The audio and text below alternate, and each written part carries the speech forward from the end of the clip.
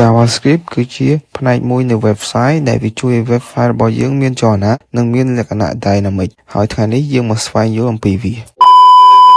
ដើម្បីសរសេរ JavaScript បានយើងត្រូវមានកម្មវិធីជំនួយមួយចំនួនសិនទីមួយយើងត្រូវមាន Node.js យើងអាច download ឬ install នៅក្នុង Google Chrome បានដោយវាយពាក្យថា Node ហើយយើងចូលទៅ website របស់វាដើម្បី install មកហើយកម្មវិធីមួយទៀតដែលយើងត្រូវមាននោះគឺ VS Code បន្ទាប់មកទៀតយើងធ្វើការបង្កើត folder ថ្មីមួយមកតែខ្ញុំមានស្រាប់ហើយខ្ញុំធ្វើការចូលទៅកាន់ folder នោះហើយយើងចុចខាងលើហើយវាយពាក្យ code ដក clear ដកវានឹងចូលទៅកាន់ VS Code យើង auto ហើយ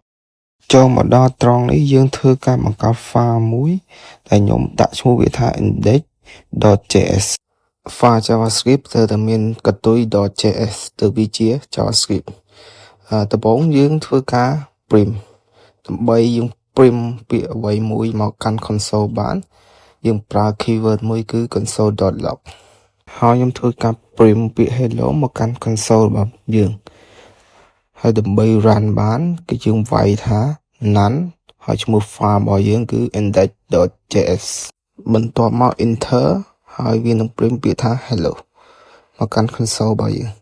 ហើយខ្ញុំភ្លេចប្រាប់ដើម្បីបើកផ្ទាំង terminal នឹងបានគឺយើងគ្រាន់តែប្រើ keyword control.j គឺវានឹងបើកហើយឥឡូវនេះខ្ញុំធ្វើការ print ពាក្យមួយទៀតខ្ញុំដាក់ថា I am user ហើយខ្ញុំធ្វើការ run គឺខ្ញុំវាយដដែលគឺ none index.js វានឹង print ពាក្យ hello និង I am user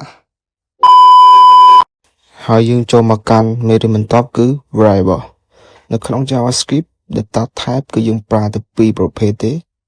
ភាគច្រើនគឺ left ហើយនិង con ហើយក្នុងនេះខ្ញុំប្រកាស left a ស្មើ20ហើយ con base ស្មើ10ហើយខ្ញុំធ្វើការ console number របស់យើងដោយខ្ញុំសរសេរថា console.log my number ហើយដាក់ variable យើងចូលគឺ a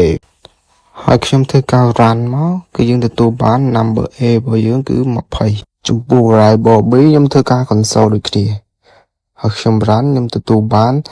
my number របស់យើងគឺ20និង10ហើយសំណួរមួយសួរថាតើ data type ទាំងពីរហ្នឹងខុសគ្នាដូចម្ដេចឥឡូវនេះយើងធ្វើការប្រៀបធៀបវាទាំងពីរគឺខ្ញុំ comment ដាក់ left vs con ចំពោះ data type con វាអត់ប្រែប្រួលនៅតម្លៃដើមបើខ្ញុំឲ្យ base ស្មើ10បើខ្ញុំឲ្យ base ស្មើ30ក្រោយគឺវានឹង error ដល់ពេលខ្ញុំ run គឺវាចេញ error បែបនេះអញ្ចឹងមានន័យថាម៉េចគឺវាទទួលតម្លៃតែមួយគត់ចំណែក left គឺយើងអាចផ្ដល់តម្លៃឲ្យក្រោយបានវាមិន error ដូច con ទេមានន័យថា left អាចកែប្រែតម្លៃតាមក្រោយបានចំណែក con